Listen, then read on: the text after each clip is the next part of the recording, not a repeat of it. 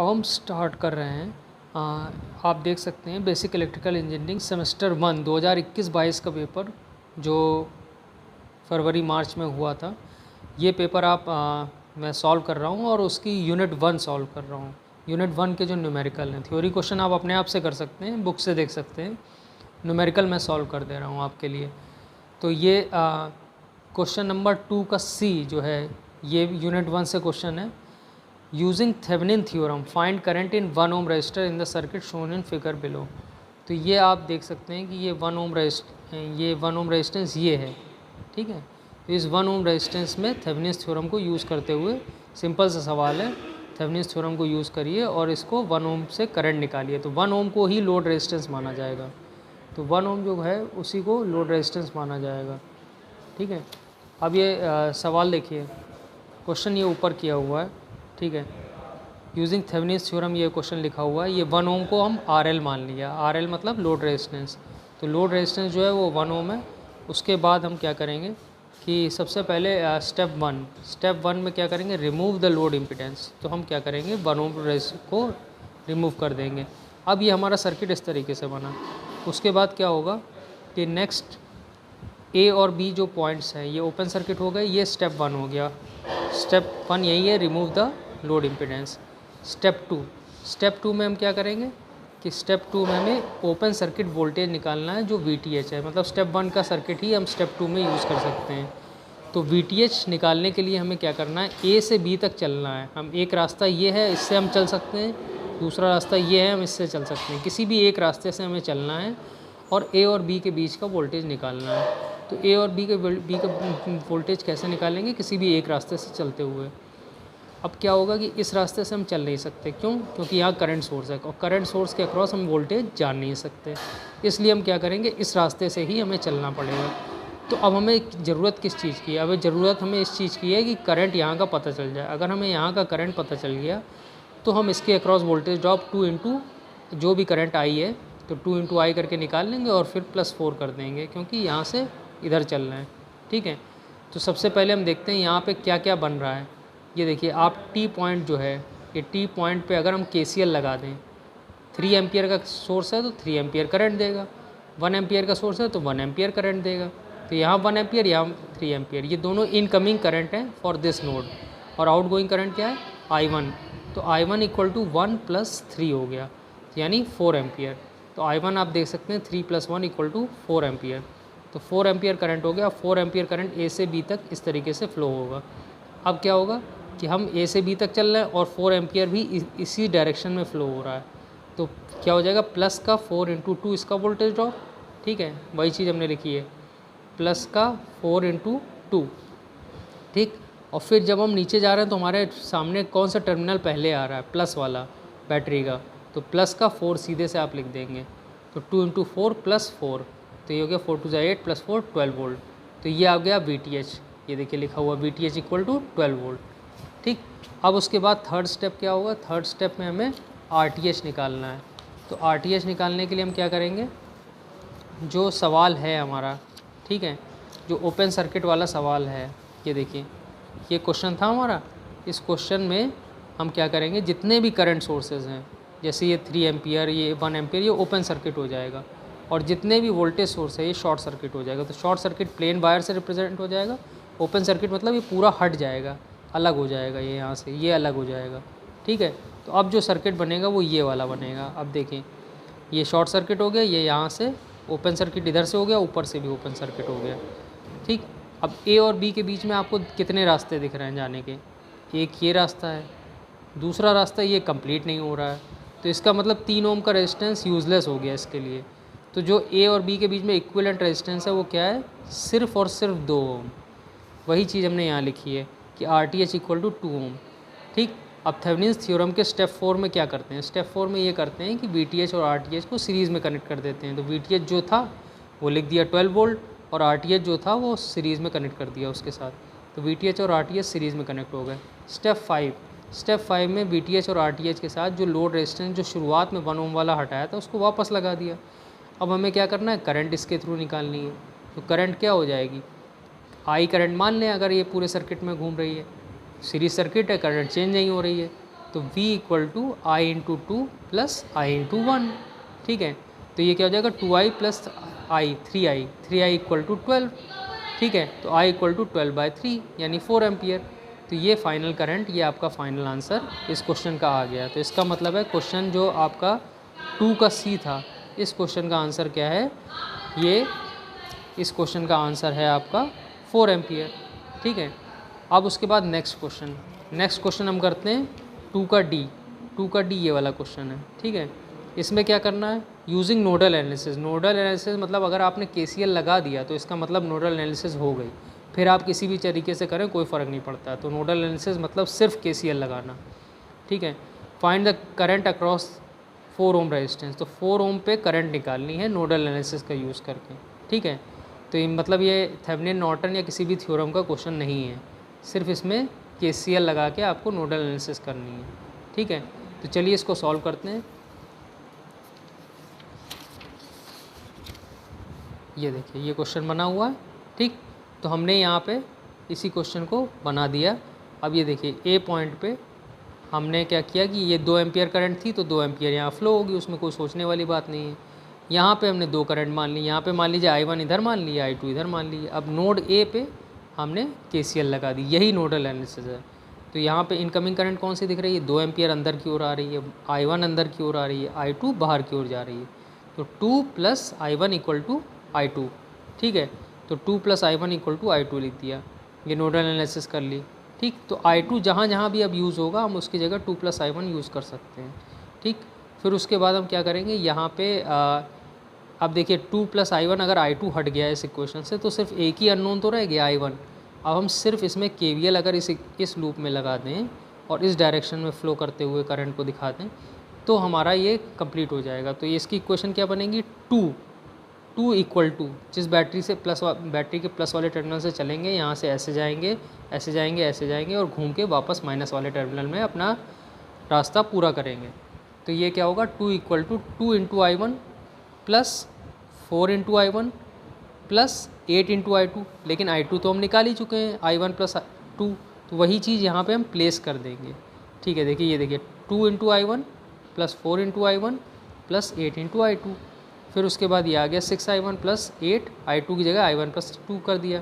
तो इससे जो है हमारी इक्वेशन ये आ गई और इक्वेशन को सॉल्व सिंप्लीफाई बस किया है। 14 इक्वल टू 14I1 आ गया, -14 इक्वल टू, ठीक है। 16 को उधर ले गए और फिर उसके बाद I1 इक्वल टू -1 एम्पियर, 14/14 कर दिया, -1 हो गया, ठीक है। तो ये -1 एम्पियर आपका आंसर हो गया। I1 की वैल्यू जो है वही तो हमें निकालनी थी, 4 एम्पियर के थ्रू करंट निकालना था। 4 एम्पियर के थ्रू करंट क्या है, -4। अब -4 लिखा है तो इसका मतलब क्या है, B से A -4 है। लेकिन अगर A से B हम करंट देखेंगे तो current from A to B equal to +4 हो जाएगा, क्योंकि उसका डायरेक्शन उल्टा है। तो अगर आप current from A to B लिख रहे हैं तो +1 लिखेंगे, ठीक है। अगर B टू A लिख रहे हैं तो -1 लिखेंगे, ठीक। दोनों आंसर सही है, ठीक। अब ये हो गया सेकंड क्वेश्चन इस साल का। अब ये जो फर्स्ट यूनिट का एक और क्वेश्चन आया है, अब हम थर्ड क्वेश्चन पे बढ़ते हैं। तो थर्ड क्वेश्चन ये है, ठीक है। डायग्राम आप देख रहे हैं, क्वेश्चन इधर लिखा हुआ है, क्वेश्चन भी मैं दिखा दे रहा हूँ आपको। ये लिखा हुआ है, use superposition theorem to find current I in the circuit shown in figure below, all resistance are in ohm, ठीक है। तो सुपरपोजिशन यूज़ करके I करंट निकालनी है, मेन बात ये है। तो ये है डायग्राम, इसमें I करंट आपको निकालनी है। I करंट ये नीचे की ओर ये दी गई है, ठीक है। तो सुपरपोजिशन यूज़ करना, यहाँ 3 सोर्स यूज़ कर रहे हैं, 2 करंट सोर्स और 1 वोल्टेज सोर्स, यानी 3 बार में आपको 3 स्टेप में ये कंप्लीट करना है। हर स्टेप में आपको करंट निकालनी है यहाँ पे, और एक सोर्स जब एक बार में लेंगे बाकी दोनों सोर्स को हटा देंगे। जैसे अगर हम ये ले रहे हैं तो ये 2 हट जाएंगे, ये ले रहे हैं तो ये 2 हट जाएंगे, ये ले रहे हैं तो ये 2 हट जाएंगे।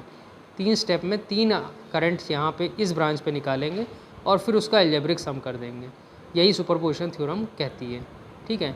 तो अब हम इसको सॉल्व करते हैं फर्दर।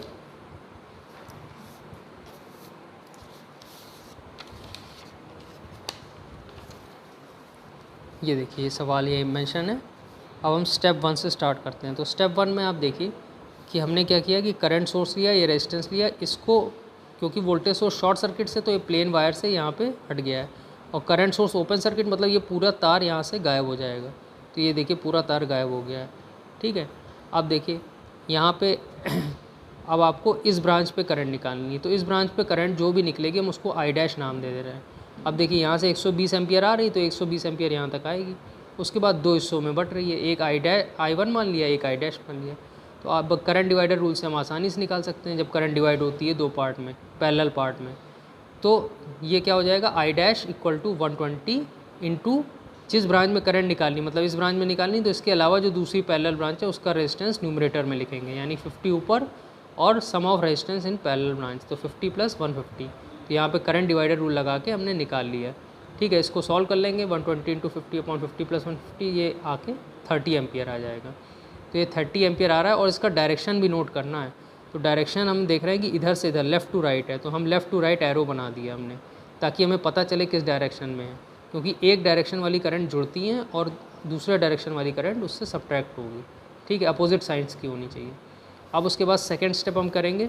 ठीक है, सेकंड स्टेप में हम किसको रख रहे हैं, 10 वोल्ट वाले को। इसका मतलब है कि हम इसको हटा रहे हैं, तो ये और ये ओपन सर्किट से हट जाएगा, खाली इतना हिस्सा आपको दिखेगा, इतना हिस्सा आपको सवाल में दिखेगा। तो ये हिस्सा आपको ये सवाल में दिख रहा है। ठीक है, अब यहाँ पे हमने KVL लगाया, तो 10 यहाँ से चलना है, 10 = 150 I डबल डैश। मान लीजिए यहाँ की करंट I डबल डैश है, यही हमें निकालनी थी। तो 10 = 150 I double dash plus 50 I double dash. ठीक है, इसकी इक्वेशन यहाँ लिखी हुई है, 10 = 150 + 50 I डबल डैश। तो I डबल डैश की वैल्यू निकाल ली हमने, तो यार ये 10/200, तो 1/20 आ जाएगी, मतलब 0.05 एम्पियर आ जाएगी। अब इसकी डायरेक्शन भी नोट करनी है, ये इस डायरेक्शन में पॉजिटिव आ रही है, तो ये इस डायरेक्शन में 0.05 एम्पियर इस डायरेक्शन में एरो लगा दिए। ठीक है, उसके बाद नेक्स्ट स्टेप अब हमारा आता है तीसरे में हमने दोनों सोर्स हटा दिए, जो यहाँ पे करंट सोर्स था, वोल्टेज सोर्स था, उसको हटा दिया, और यहाँ पे करंट सोर्स था उसको हटा दिया। अब ये लास्ट वाला सोर्स लिया है 40 एम्पियर का, तो 40 एम्पियर का जब सोर्स लिया तो 40 एम्पियर ये करंट देगा। अब हमें करंट कहाँ की निकालनी है, यहाँ की, मतलब वो करंट जो 50 ओम में जा रही है, दो हिस्सों में यहाँ बढ़ जाएगी करंट। फिर से करंट डिवाइडर रूल लगाया, तो करंट डिवाइडर रूल क्या कहता है, I double triple dash, main current जो आ रही है यानी 40, और 40 ब्रैकेट में क्या लिखेंगे, उस ब्रांच का रेजिस्टेंस जिसमें हमें करंट नहीं निकालनी है, तो वो क्या है 150। तो 150 न्यूमरेटर में और 150 + 50 यानी sum of resistance of parallel branches ये डिनोमिनेटर में। तो इसको लिख दिया, सॉल्व किया, ये आपका आंसर आ गया 30 एम्पियर। ठीक है, अब 30 एम्पियर का डायरेक्शन भी हमने नोट कर लिया कि ये डायरेक्शन जो है राइट टू लेफ़्ट है। ठीक है, अब देखिए क्या हो रहा है, एक आंसर आपका आ रहा है 30 एम्पियर राइट टू लेफ़्ट। ठीक है, फिर उसके बाद दूसरा आंसर आपका आ रहा था, ये देखिए, एक आंसर ये वाला आ रहा था, एक मिनट,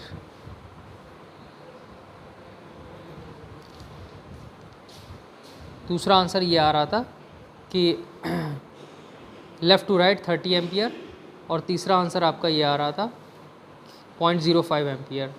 ठीक है, ये भी राइट टू लेफ़्ट, तो राइट टू लेफ़्ट के 2 और लेफ़्ट टू राइट का 1, तो 30 - 30 + 0.05 हो जाएगा। ठीक है, तो इसी को हम लास्ट में लिखेंगे, ये देखिए 30 - 30 + 0.05, क्योंकि ये इसका डायरेक्शन अपोजिट और इन दोनों का डायरेक्शन सेम, तो इन दोनों को प्लस कर दिया और इसको माइनस कर दिया। ठीक है, तो ये प्लस का 0.05 एम्पियर आंसर आ गया। तो यहाँ पे ये आंसर हो गया आपका I = 0.05 एम्पियर। ठीक है, तो ये एक और सवाल आपका कंप्लीट होता है। अब उसके बाद नेक्स्ट जो सवाल है वो हम उस पर आते हैं।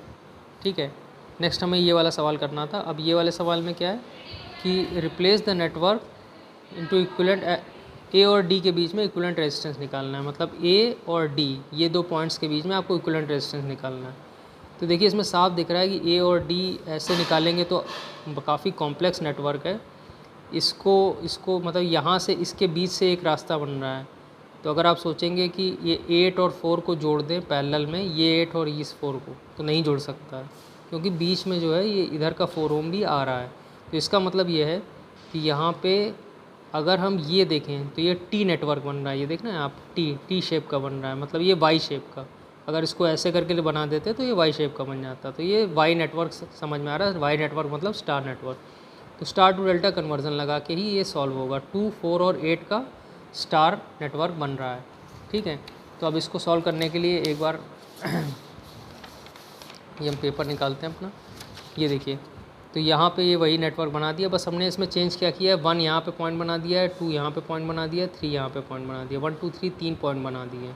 ठीक है, अब यहाँ पे स्टार डेल्टा का फॉर्मूला बना दिया, जो 1 से न्यूट्रल के बीच में होगा उसको Z1 बोल दिया 4 ओम, 2 से न्यूट्रल के बीच में Z2 8 ओम, 3 से न्यूट्रल के बीच में Z3 यानी 2 ओम। ठीक है, अब हमने इसका फॉर्मूला लगा दिया, Z12 Z23 और Z31 निकालना है। तो Z12 में Z1 Z2 plus Z2 Z3 plus Z3 Z1। ठीक है, अपॉन Z12 में जो तीसरी चीज़ नहीं है वो क्या है, 3, यानी Z3 से डिवाइड कर दीजिए। ठीक है, तो इसी तरीके से जब फॉर्मूला बनेगा Z23 का, तो Z23 में भी न्यूमरेटर चीज़ सेम होगी, तो न्यूमरेटर एक बार हम निकाल लेंगे, उसी को दूसरे में यूज़ कर लेंगे।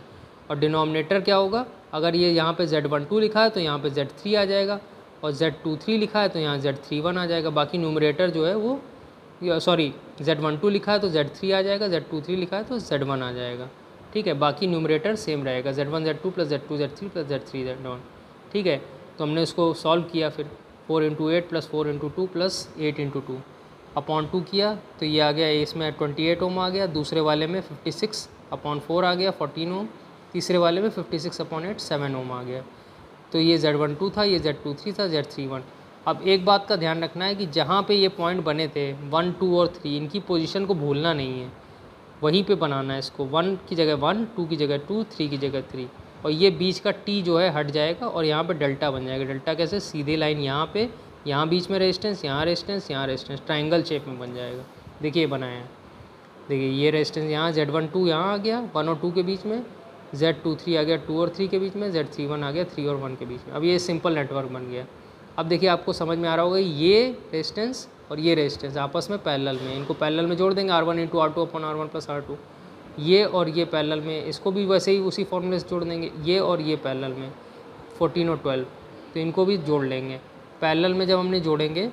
ठीक है, तो अब देखिए ये पैरेलल कम्बिनेशन में 7 और 3 को जोड़ दिया पैरेलल में, 28 और 4 को, 12 और 14 को, तो ये 3 आंसर आ रहे हैं, 2.1 3.5 और 6.46।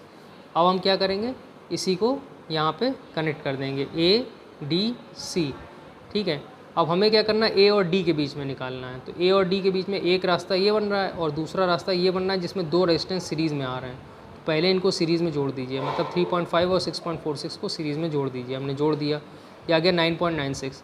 अब 9.96 इसके 2.1 से पैरेलल में दिख रहा है, क्योंकि एक रास्ता D के लिए यहाँ से बन रहा है, एक रास्ता D के लिए यहाँ से बन रहा है। तो पैरेलल में एडिशन, पैरेलल एडिशन कर देंगे, R1 into R2 upon R1 plus R2, इसको मल्टीप्लाई किया और ऐड किया, तो ये आंसर आ गया आपका 1.734। तो इसका मतलब क्या है कि इसका इक्विवेलेंट रेजिस्टेंस कितना है, 1.734। जो क्वेश्चन मतलब आपसे पूछा गया था, ये क्वेश्चन आप देखिए 3 का A पार्ट, इसका आंसर है 1.734। ठीक है, अब इसके बाद हम नेक्स्ट सवाल में मूव करते हैं। जो नेक्स्ट सवाल है हमारा, ठीक है, आप देख सकते हैं ये है हमारा अगला सवाल।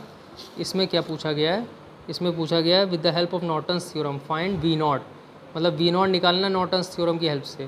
तो इस 4 ओम वाले रेजिस्टेंस को ही आपको लोड रेजिस्टेंस मानना पड़ेगा। ठीक है, तो 4 ओम वाले रेजिस्टेंस को ये बस ये पहचानना पड़ेगा कि आपको लोड रेजिस्टेंस किसको मानना है। तो 4 ओम वाले को आपको लोड रेजिस्टेंस मानना पड़ेगा, उसके बाद ही ये सॉल्व होगा। RL इसको मानना पड़ेगा 4 ओम को। ठीक है, अब हम अपनी शीट ले आते हैं। तो ये देखिए शीट जिसमें हमने सॉल्व किया है। तो 4 ओम जो है हमने इसको लोड रेजिस्टेंस बना दिया। ठीक, अब इसको यहाँ पे आप देख सकते हैं करंट सोर्स और पैरेलल में रेजिस्टेंस है। तो करंट सोर्स को पैरेलल में रेजिस्टेंस के साथ वोल्टेज सोर्स में कन्वर्ट कर दिया। वोल्टेज सोर्स में कन्वर्ट करेंगे तो क्या आएगा, V इक्वल टू 15 इंटू 1 यानी 15 वोल्ट हो जाएगा। तो वोल्टेज सोर्स में जब कन्वर्ट होता है करंट सोर्स, तो क्या होता है, रेजिस्टेंस के सीरीज़ में वोल्टेज सोर्स आ जाता है। तो रेजिस्टेंस के सीरीज़ में 15 वोल्ट आ जाएगा। बाकी सर्किट वैसे ही बना दिया जैसे बना था, 1 ओम 4 ओम 4 ओम और 10 वोल्ट। अभी हमने सिर्फ नॉर्टन्स थ्योरम अप्लाई तक नहीं की है। अब स्टेप 1 में क्या होता है, रिमूव द लोड इम्पीडेंस। तो हम ये 4 ओम का इम्पीडेंस हटा के दिखा देंगे। स्टेप 2 क्या होता है, स्टेप 2 में short circuit A and B and find the current IN। ठीक है, IN करंट आपको निकालना है और इसको शॉर्ट सर्किट कर देना है। ठीक है, तो अब नेक्स्ट स्टेप में हम क्या करेंगे, IN करंट निकालना है और इसको हमने शॉर्ट सर्किट कर दिया। अब उसके बाद हम क्या करेंगे, इस लूप में KVL लगा देंगे और इस लूप में KVL लगा देंगे। जब हम इस लूप में KVL लगाएंगे तो क्या होगा, कि इसमें I1 करंट हमने मान लिया कि इसमें रोटेट हो रही है और इसमें I2 करंट रोटेट हो रही है। तो यहाँ की इक्वेशन क्या बनेगी, KVL equation 15 equal to I1 into 1 plus I1 into 1, और कोई रेजिस्टेंस नहीं मिल रहा रास्ते में, हमारा मैश कंप्लीट हो गया, KVL कंप्लीट हो गया, किर्चॉफ्स वोल्टेज लॉ कंप्लीट हो गया। तो 15 इक्वल टू इक्वेशन क्या बनेगी, यहाँ पे आप देख सकते हैं 15 equal to I1 plus I1 यानी 2I1, तो I1 इक्वल टू 7.5 एम्पियर। ये हो गई KVL इक्वेशन, इससे I1 करंट आ गया। यहाँ पे I2 यहाँ पे लगाएंगे KVL इक्वेशन, तो क्या बनेगी 10 इक्वल टू 4 इंटू I2, बस यही है, और कोई रेजिस्टेंस तो है नहीं रास्ते में, तो 10 इक्वल टू 4 इंटू I2, ठीक है। तो 10 equal to 4 into I2 equal to 2.5 ampere, तो 2.5 एम्पियर और ये 7.5 एम्पियर। अगर यहाँ पे KCL लगा दें तो इधर से करंट आ रही है 7.5, इधर से आ रही है 2.5, ये इनकमिंग करंट है। Sum of incoming current equal to outgoing current, outgoing current कौन सी है, IN की करंट। तो इसका मतलब क्या है, ये 7.5 प्लस 2.5 इक्वल टू कितना हो गया 10 एम्पियर। तो ये 10 एम्पियर करंट हो गई आपकी नॉर्टन करंट, ठीक है। उसके बाद स्टेप 3 में क्या होता है, स्टेप 3 में हम इसको ओपन सर्किट करके यहाँ पे RTH निकालते हैं। RTH निकालने के लिए हम क्या करते हैं कि सारे सोर्सेज को हटा देते हैं, अगर वोल्टेज सोर्स है तो शॉर्ट सर्किट, अगर करंट सोर्स है तो ओपन सर्किट। तो इसको शॉर्ट सर्किट कर देंगे, इसको शॉर्ट सर्किट कर देंगे। अब जो सर्किट बनेगा, इसके बाद ये शॉर्ट सर्किट इधर से कर दिया, इधर से कर दिया, और ओपन लोड टर्मिनल तो ओपन होंगे ही, ठीक। अब यहाँ पे एक रास्ता ये बन रहा है, 1 और 1 सीरीज़ में आ रहा है, तो 1 प्लस 1 सीरीज़ में जोड़ दीजिए, तो ये हो जाएगा 1 प्लस 1 इक्वल टू 2 ओम। अब ये 2 ओम और ये 4 ओम, ये अब सर्किट बना, 2 और 4 पैरेलल में आ रहे हैं, तो 2 और 4 पैरेलल में, पैरेलल का फॉर्मूला लगा दिया, 4 इंटू 2 अपॉन 4 प्लस 2 यानी 8/6 इक्वल टू 4/3 ओम। तो 4/3 ओम जो है वो इसका रेजिस्टेंस आ गया। अब हमें क्या करना है, अब हमें इसको रेजिस्टेंस को यहाँ पे लगा देना है। जो नॉर्टन सर्किट होता है, नॉर्टन सर्किट में क्या होता है, एक करंट सोर्स होती है IN जो 10 एम्पियर हम निकाल चुके हैं, और RTH जो पैरेलल में 4/3 ओम, और जो लोड रेजिस्टेंस है वो वापस लगा दिया 4 ओम, ठीक है। अब हमें क्या करना है, इसकी अगर हम करंट निकाल लेंगे तभी हम V0 निकाल पाएंगे। इसकी करंट कितनी आएगी, करंट डिवाइडर रूल लगा दीजिए। करंट डिवाइडर रूल क्या, I equal to IN main current, और इस ब्रांच का रेजिस्टेंस ना लेके दूसरी ब्रांच का रेजिस्टेंस 4/3 वाला, तो 4/3 अपॉन 4/3 प्लस 4, ठीक है। इसको हमने सॉल्व किया, सॉल्व करने के बाद हमारा आंसर आ रहा है 2.5 एम्पियर। तो I जो है वो 2.5 एम्पियर, लेकिन हमें पूछा क्या गया V0, तो V0 क्या हो जाएगा I इंटू 4, सिंपल सी बात है। V0 क्या है, इसके अक्रॉस वोल्टेज ड्रॉप, तो ये क्या है I इंटू 4, तो 2.5 इंटू 4 यानी 10 वोल्ट। तो इसका भी आंसर क्या आ गया, 10 वोल्ट आ गया, ठीक है। तो ये हमने कौन सा सवाल किया था, ये हमने ये वाला सवाल किया था, आप देख सकते हैं 3 का B। तो यहाँ पे इस पेपर को कि यूनिट 1 के सारे सवाल हमने सॉल्व कर दिए हैं। Okay, thank you.